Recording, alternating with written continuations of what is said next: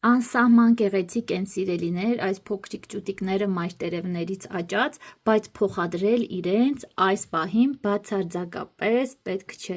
Ինչու, որովհետև իրենք սպիտակավուն են, կանաչ գունանյութը իրենց չի համապատասխանում նորմային, այսպես ասած, որը գոնե 40% կամ նվազագույնը 30% պետք է լինի։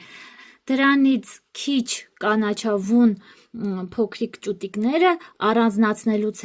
հետո պարզապես չեն գոյատևի ինքնուրույն, հետևաբար ինչ պետք է անել, նույնիսկ եթե իրենք մեծացել են և թվում է, թե այն չափն է, որ պետք է առանձնացնել,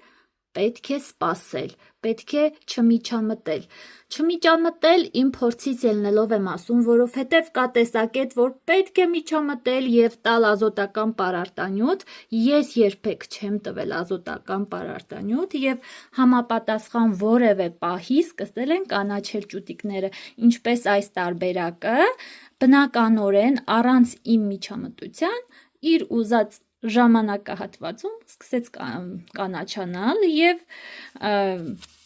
լիովին արդեն այս իմաստով գոնե կանաչ պիգմենտների ինքը համապատասխան տեսքն ունի, որ կարող ենք ապահով լինել իր ինքնուրույն գոյատևման համար։